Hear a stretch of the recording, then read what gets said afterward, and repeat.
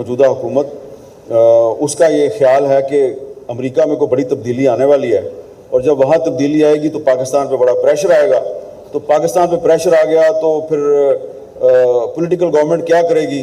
تو political government جو ہے اس نے اپنی جو طاقت کا سرچشمہ ہے اس کو آرمی چیف بنایا ہوا ہے، تو آرمی چیف کے کندھے پہ چڑھ کے جو لوگ حکومت میں آتے ہیں تو ان کو جب کوئی مستقبل میں تھوڑا سا پرابلم نظر آ رہا ہو تو وہ اپنے آپ کو مضبوط کرنے کی بجائے انہوں نے کہا چلو آرمی چیف کو 2 سال اور دے دو تاکہ مقابلہ جو ہے میں نہ کروں، آرمی چیف ہی کرے۔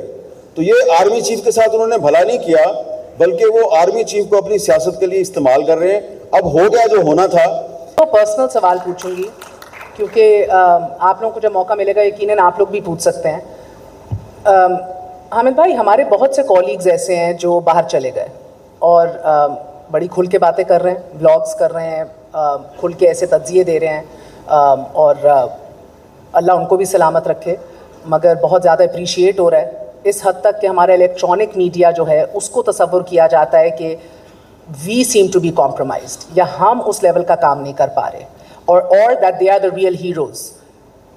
کچھ بتانا چاہیں گے لوگوں کو کہ ہمارے پاس آپشنز نہیں ہیں اور we choose to stay here, یا ادھر رکنا ہی بہتر کیوں ہے؟ اس دفعہ پابندی جو ہے وہ صرف ٹی وی پہ نہیں تھی، آپ پاکستان کے کسی اخبار میں بھی نہیں لکھ سکتے، اور آپ کسی کے شو میں بھی نہیں جا سکتے، اپنا شو بھی نہیں کر سکتے، کسی کے شو میں بھی نہیں جا سکتے۔ جب مشرف کے دور میں پابندی لگی تھی تو صرف ٹی وی پر پابندی تھی، اخبار میں پابندی نہیں تھی۔ اس دفعہ دونوں الیکٹرانک پرنٹ میڈیا دونوں بند ہو گئے۔ ایک دفعہ پھر مجھے ایک اپرچونٹی ملی، بہت بڑی اپرچونٹی تھی کہ آپ باہر چلے جائیں اور باہر جا کے ایک بہت بڑا ٹی وی چینل ہے ادھر جا کے شو کریں۔ تو میں نے سوچا کہ اگر میں چلا گیا تو یہ تو یہی چاہتے ہیں کہ میں چلا جاؤں، بعد میں کہیں گے دیکھا نا غیر ملکی ایجنٹ تھا چلا گیا۔ لیکن جو لوگ چلے جاتے ہیں میں ان کو برا نہیں کہتا، نہ ہی میں ان کو غلط کہتا ہوں، وہ بھی جا کے باہر کام ہی کرتے ہیں۔ میں نے جو فیصلہ کیا تھا وہ صحیح تھا۔ اب جو آپ کا اصل سوال ہے کہ جو چلے گئے وہ جو کام کر رہے ہیں وہ کام صحیح کر رہے ہیں، ان کو کرنا چاہیے۔ آپ اور میں جو نہیں گئے ابھی تک نہیں گئے، فرق کیا ہے دونوں میں؟ فرق یہ ہے کہ جو ہمارے کولیگز چلے گئے وہ اب واشنگٹن میں یا لندن میں یا کسی دنیا کے کیپٹل میں بیٹھ کے وہ ویلاگز کرتے ہیں، کالم لکھتے ہیں، بہت اچھا لکھتے ہیں اور بڑا کھل کے کرتے ہیں، لیکن ان کی ڈائریکٹ انٹریکشن ان لوگوں سے نہیں ہے۔ وہ کسی چوک چوراہے میں کوئی نوجوان یا کوئی بزرگ خاتون ان کو روک کر یہ نہیں کہتی کہ بیٹا تم جو کر رہے ہو بہت اچھا کر رہے ہو، ان کو بھی روک کے لوگ کہتے ہوں کہ آپ جو بھی کر رہے ہیں بہت اچھا کر رہے ہیں، لیکن جن لوگوں کے لیے وہ یہ کام کر رہے ہیں وہ ان لوگوں کے ساتھ نہیں ہیں۔ میں اور آپ جن لوگوں کے لیے یہ کام کر رہے ہیں ہم ان کے درمیان میں بیٹھے ہوئے ہیں، یہ ہے اصل فرق۔ اس لیے ان لوگوں کو چھوڑ کے جانے کے موقع بڑے آئے، لیکن ہم چھوڑ کے نہیں گئے۔ اللہ کرے کہ ہماری یہ جو ثابت قدمی ہے یہ قائم رہے، ہمت قائم رہے، لیکن وہ انہوں نے کسر کوئی نہیں چھوڑی ہمیں یہاں سے بھگانے میں، لیکن ہم تھوڑے سے ضدی طبیعت کے ہیں، ابھی تک ادھر ہی بیٹھے ہوئے ہیں۔ آپ ہمارے لیے دعا کریں، ہم آپ کے لیے دعا کریں۔ میرے بہت سے کولیگز ہیں، یہ بڑی ایک مشکل سی چیز ہے جو میں بتا رہا ہوں آپ کو، میں عام طور پہ بہت کم اس پہ بات کرتا ہوں، لیکن یہ بتانا آپ کو ضروری ہے۔ 3-4 ایسے کولیگ ہیں جو اس طرح کے صورتحال کا ان کو سامنا تھا کہ مشکل تھی، ان کو کہا گیا کہ یا پاکستان چھوڑ دو یا یہ پروفیشن چھوڑ دو۔ وہ میرے پاس آئے اور میں نے ان کو کہا کہ نہیں، کوئی ضرورت نہیں ہے، نہ تم پاکستان چھوڑو گے نہ تم جرنلزم چھوڑو گے، ہم تمہارے ساتھ کھڑے ہیں ایسی کی تیسی، اور ہم سروائیو کریں گے۔ تو میں تو سروائیو کر گیا، لیکن اس بیچارے کو گولی مار دی، وہ شہید ہو گیا۔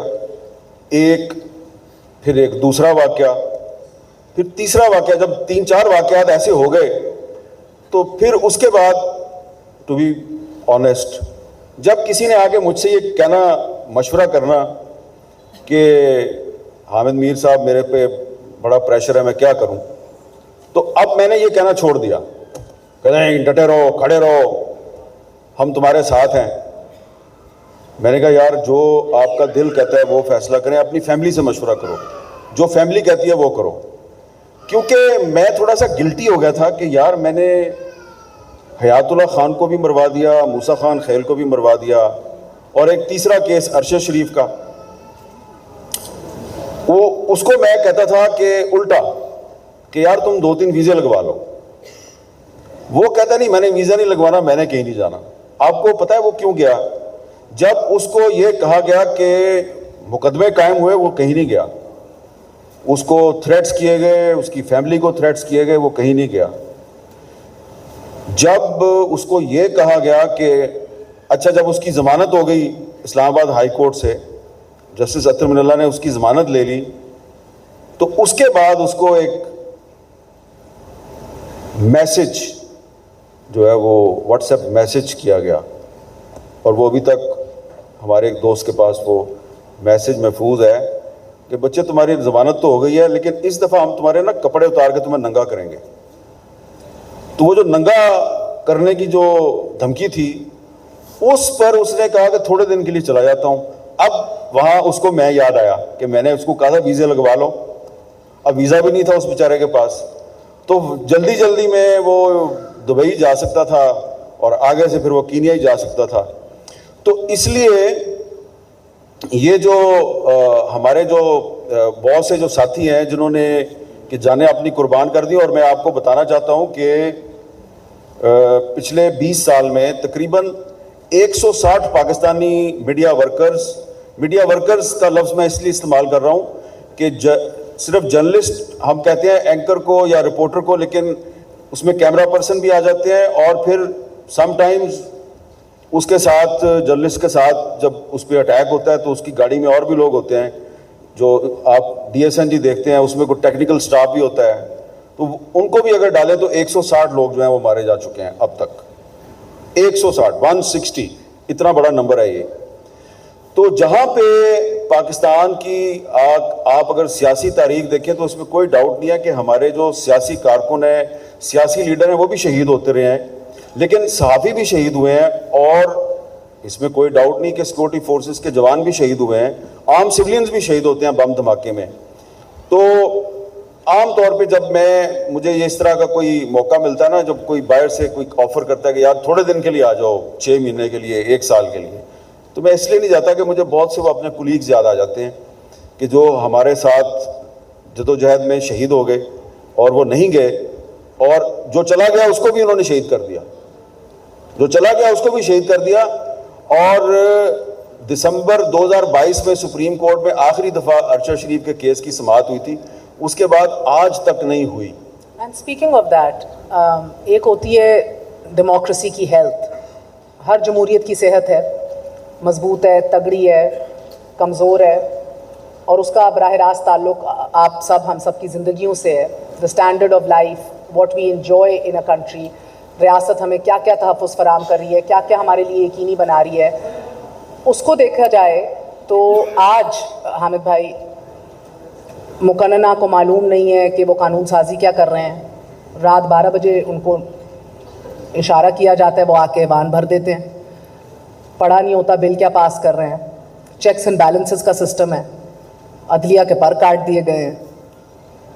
لیجیٹیمیسی گین کرنے کے لیے ماضی میں ہم دیکھتے تھے کہ وہ لوکل باڈی ریفارمز کا سہارا لے کے آپ ریپرزینٹیٹیو باڈیز کھڑی کر لیتی تھی اتھارٹیرین رجیمز. آج اس کی بھی ضرورت نہیں ہے. تو جب میں آپ سے اگر ڈیموکریسی کی ہیلتھ کے حوالے سے آج پوچھوں, the Pakistan we are in today, یہ بہتری کی طرف بڑھ رہا ہے پچھلے 5 سال سے, اب نیچے ڈیٹوریٹ ہی کر رہے ہیں, and then go one by one, عدلیہ, میڈیا, لیجسلیچر. اچھا دیکھیں, 2-3 چیزیں ہیں. آپ نے بڑا اچھا سوال کیا. یہ جو ہے نا انٹر لنکڈ ہے, سب انسٹیٹیوشنز ایک دوسرے کے ساتھ انٹر لنکڈ ہیں. اب آپ جو میڈیا کی جو آزادی ہے اس کو آپ آئسولیشن میں نہیں دیکھ سکتے.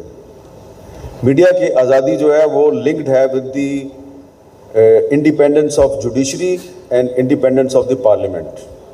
اگر جوڈیشری اور پارلیمنٹ انڈیپینڈنٹ نہیں ہے تو جو میڈیا کی جو آزادی ہے اس کو تحفظ نہیں مل سکتا. تو اگر آپ کی جوڈیشری ہی انڈیپینڈنٹ نہیں ہے اور آپ کی پارلیمنٹ ہی انڈیپینڈنٹ نہیں ہے تو میڈیا کتنا آزاد ہو جائے گا. تو جو ہمارا کانسٹیٹیوشن ہے اس میں ہر ادارے کو جو ہے اس کی رسپانسبلٹیز کو ایکسپلین کیا گیا ہے، اور جو ہیومن رائٹس ہیں آپ لوگوں کے وہ بھی اس میں اسپیسیفائڈ ہیں. تو لیکن اگر جو کانسٹیٹیوشن ہے اس کی خلاف ورزی جوڈیشری بھی کرے اور پارلیمنٹ بھی کرے تو پھر وہاں پہ میڈیا کیا کرے؟ لیکن میڈیا میں، جوڈیشری میں اور پارلیمنٹ میں سارے ایک جیسے تو نہیں ہیں لوگ. بہت سے لوگ ایسے بھی ہیں ان میں جو آپ جیسے ہیں، اور وہ کبھی کبھی کھڑے بھی ہو جاتے ہیں. جو کھڑے ہو جاتے ہیں ان کو پارلیمنٹ کے اندر سے اٹھا لیا جاتا ہے، اور صرف اپوزیشن کے لوگوں کو نہیں اٹھایا جاتا. یہ بھی میں آج آپ کو بتا دیتا ہوں کہ جو حکومتی جماعت کے لوگ ہیں ان کو بھی تھریٹ کیا جاتا ہے. لیکن ساری چیزیں پاکستان میں بری نہیں ہیں. یہ میں آپ کو اپنا ایک میرا جو لیٹسٹ ایکسپیرینس ہے اس کی روشنی میں بتانا چاہتا ہوں.